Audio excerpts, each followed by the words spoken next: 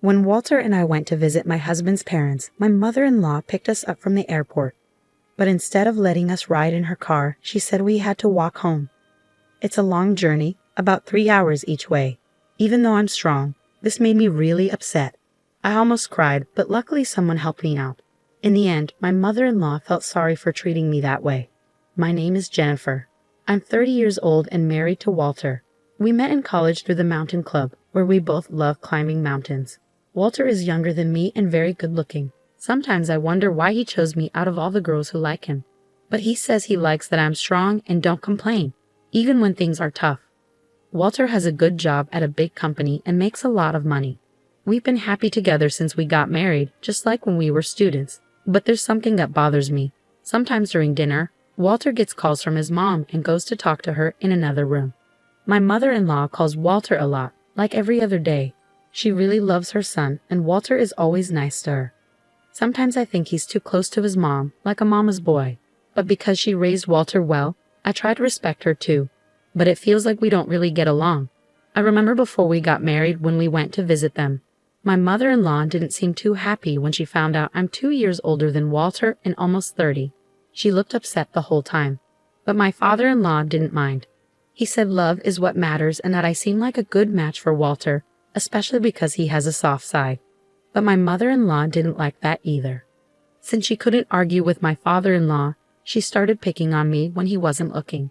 She'd say things like, "Oops, sorry Jennifer, I think these snacks are bad. Let me get you something else," even though they were fine.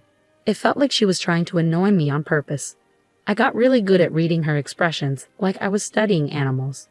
"It's okay, I'll just cut off the bad part and eat the rest," I said with a smile, showing that I wasn't bothered by the spoiled fruit. Being in the mountain club taught me to make the most of what you have, even if it's not perfect. My father-in-law and Walter laughed and said, "That's typical Jennifer." My father-in-law jokingly told my mother-in-law not to serve me stuff like that, which kept the mood light. But I didn't realize I was being careless. "Sorry about that," I said, still laughing. But I caught my mother-in-law's disapproving look and the sound of her tongue clicking. There were other times too, like when she came back from Italy and got Walter a nice tie but gave me a cheap t-shirt with a fake logo. "Here, try on the tie, Jennifer, and put on the shirt too," she insisted.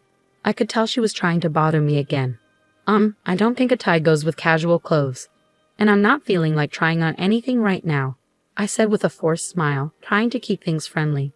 But inside, I was really annoyed. Afterwards, I only wore that t-shirt for things like gardening in the summer or as a joke with my friends in photos. I really couldn't stand looking at it. These little annoyances were subtle, so only I noticed them for what they were. When I talked to Walter about it, he just brushed it off, saying, "Mom's a bit weird, just let it go." But over time, these mean little things wore me down. We live about an hour away from my in-laws, so it was easy to visit them if we wanted to, which made me feel even worse. Then one day, Walter told me, "Jennifer, I'm sorry for the sudden news, but I've been transferred. It starts next month, so get ready."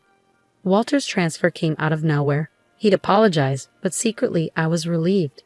It meant we could put some distance between us and my in-laws. Plus, the new place was really close to my parents' house, so it felt like moving closer to home. "Okay, leave the planning to me. I'll ask my family for help too." I happily started getting ready for the move. Finally, I could escape my mother-in-law's mean behavior. I was nervous about our new life, but mostly I felt relieved to be getting away from her. Once we moved, I thought I could finally put some distance between us. But then, I got another call from my mother-in-law. "Hi Jennifer, why didn't you answer the phone? You're not avoiding my son to hang out with your parents, are you?" I wanted to sigh loudly, but I kept calm and said, "Sorry, I was busy at the store. Walter might feel tired in this new place, so I want to make sure he gets good meals." After that, my mother-in-law started calling every 2 days. Even though we saw each other less, we talked more. But most of the time, it was her making snide comments. She'd say things like, "My son is sensitive. I wonder if someone as tough as Jennifer can understand him. His high school girlfriend was so delicate, but now he seems to like different types." It was always things that made me feel uncomfortable. It seems like my mother-in-law doesn't have any other way to deal with her stress. I felt like I had become a punching bag labeled stress relief. What hurt the most were her mean comments about having children. Jennifer, you're already 30, right? Have you thought about kids? I wonder if you being older than my son will affect having a normal child. It was shocking to hear someone say that nowadays. But since it was something I was worried about, I couldn't help but cry after hanging up the phone. I wondered what my mother-in-law really thought of me. Did she think I wouldn't be hurt by what she said? After that, she kept calling frequently. But when I only gave safe answers to avoid conflict, maybe she got bored and stopped bullying me. I felt a huge relief. Then, on New Year's Day the next year, my husband and I went to my in-laws' house. They were picking us up from the airport. Hey Walter, Jennifer, it's been a while. My father-in-law waved and greeted us warmly. I was nervous about seeing my mother-in-law, but my father-in-law's friendliness made me feel better. Happy New Year, Mom and Dad. Happy New Year to both of you. Happy New Year, glad you're here. Happy New Year, Walter, good to see you. We exchanged New Year's greetings, but my mother-in-law didn't even look at me. Maybe she was upset about my distant response to her constant calls. Our relationship felt really awkward. I was trying to figure out how to handle the situation. You must be tired from the trip. How about we take a break at the airport cafe?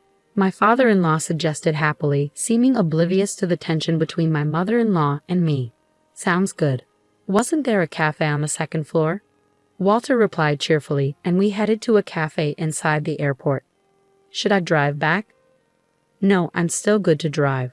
While the men chatted, my mother-in-law and I sat in silence. Excuse me, I need to use the restroom, I said after ordering, getting up from my seat. Oh, maybe I'll go too, my mother-in-law said, standing up to follow me. I had a sinking feeling as we approached the entrance to the women's restroom, with my mother-in-law trailing behind me.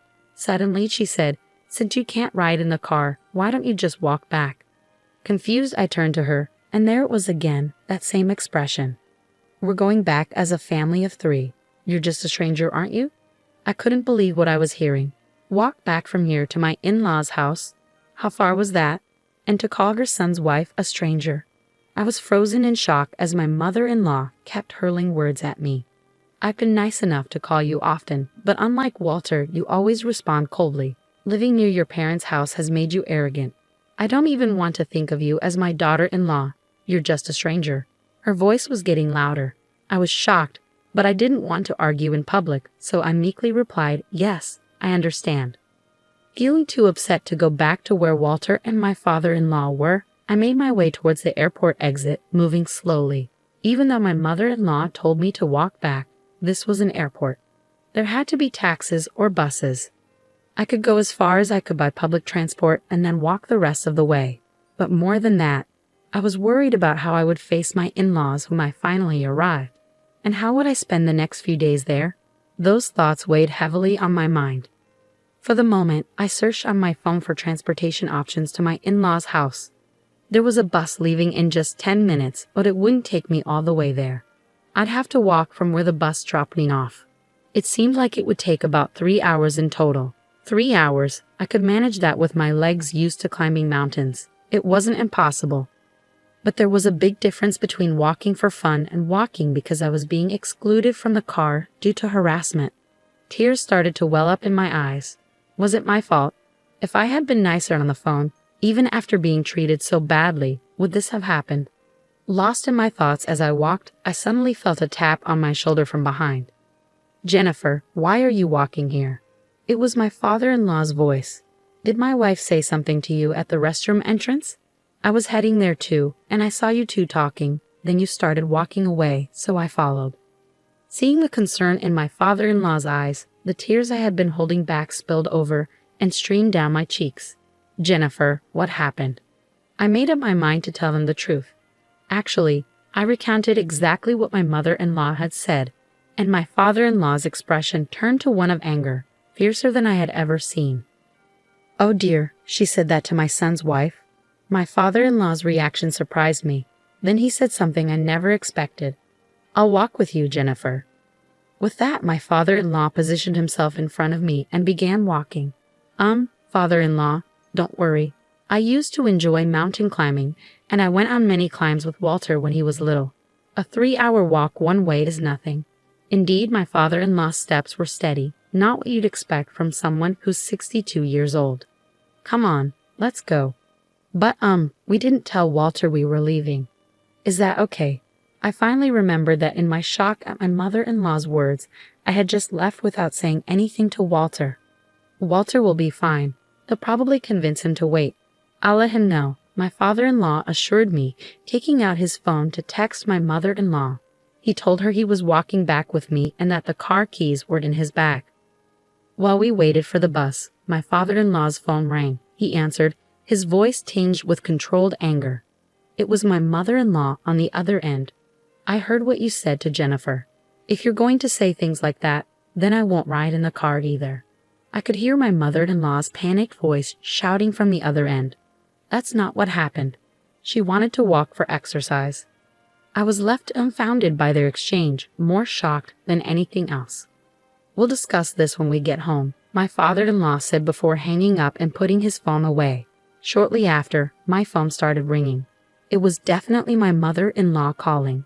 Father-in-law and I exchanged looks. What could she possibly want now? To tell us to get back in the car? I definitely wasn't going to answer. I decided to ignore it as well. Father-in-law and I quietly boarded the bus and continued walking after getting off. This way is a shortcut. There's a bit of a slope here, but let's do our best. Father-in-law occasionally offered advice as we walked, making it feel like we were climbing a mountain together. However, I hadn't planned on walking so much today and was wearing regular boots. Father-in-law was in leather shoes. Our feet were surely going to hurt during this journey. I didn't speak much, but I did ask once, Father-in-law, are your feet okay? Won't walking for a long time in those shoes hurt? Father-in-law glanced at my feet and squinted. Looks like we're both in the same boat. I can't believe she'd make a woman walk such a long distance in those shoes. Father-in-law's stride remained steady. Both of us considered calling a taxi, but we didn't mention it, wanting to defy my mother-in-law. But Jennifer, you're strong. Walking such a long distance without complaining. That's probably what attracted Walter to you. Hearing that made me feel a bit better. We continued walking, stopping to buy drinks from vending machines and a grocery store to stay hydrated. After about 3 hours, with the sun beginning to set, we finally reached my in-laws' house. Their car was parked out front. Mother-in-law and Walter must be home. We're back. Father-in-law opened the front door and Walter rushed over. Yeah, Jennifer, I was really worried. What happened? Why did you suddenly decide to walk back for exercise? Walter asked, concerned. Did you hear that from Mom? That's not it. Mom told Jennifer to walk back. Father-in-law explained, looking understandably tired as he sat down on a chair near the entrance. Mother-in-law, who had come out of the living room, looked pale and shocked. No, that's not what happened. It's not. There must have been a misunderstanding. What misunderstanding? I couldn't hold back any longer. You said, since you can't ride in the car, why don't you walk back? Didn't you? That's what happened. I don't like lying. Thanks to that, it felt like my old mountain climbing club days. A 3-hour one-way walk was good exercise. Walter looked back at mother-in-law. He knew well that I wasn't the type to lie. The father-in-law, Walter, and I were all looking at my mother-in-law. She shouted, What? You trust this woman more than me. She's just a stranger to your family, right? You trust a stranger more than your own family. I wasn't allowed in the car because I'm a stranger. I whispered sably, Mom, I can't believe you'd say that. Jennifer is important to my family. I wanted you to feel the same, Walter said, his hand shaking with anger. If you're going to treat Jennifer like this, I'm done with you, Mom. I won't answer your calls anymore. Don't contact Jennifer either. Walter held my hand and said, Let's leave. Walter, wait. Walter shut the door and without looking back, took my hand and we left. A year later. Hey Jennifer, Walter, come over here. The view is amazing. Walter, his father, and I were climbing a mountain together. 6 months later, Walter got a job transfer and we moved back to where we used to live. Since the incident at New Year's, Walter's dad decided to get divorced and moved near our place. Climbing mountains together on weekends became a regular thing for us. Should we have lunch here? We eagerly started preparing our meal at the top of the mountain. While we were busy, Walter's dad began to talk. Mom went on a spending spree after the divorce. Even though we divided our property properly, it seems she's already having money problems. Maybe she felt lonely. The divorce was tough, with lots of crying and shouting. It seems like it's best for both of us to keep some distance now. She needs to find her own way too. Otherwise, she might end up taking her stress out on those close to her. I listened quietly to their conversation. I'll focus on my own life so I won't end up hurting others because of my stress. As I looked out at the view from the mountain with my precious family, I made that promise in my heart.